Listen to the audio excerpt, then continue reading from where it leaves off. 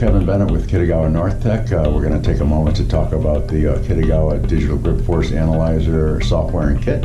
This is typically what you'll find in the D72 or D125 Grip Force Analyzer kit.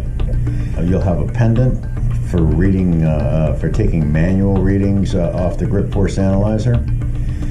The software, which is also available free on our website, is included on a flash drive here. This little guide actually sits on the grip force meter and is used to guide the grip force meter against the jaws, so it steadies the jaws and centers them up while you're applying it. This magnet is used and it stays stationary while the grip force analyzer turns inside of it to give us our RPM feedback.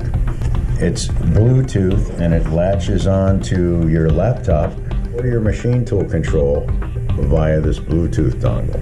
It allows you to analyze the effects of loss of grip force over centrifugal against the mass of your jaw sets live and in real time.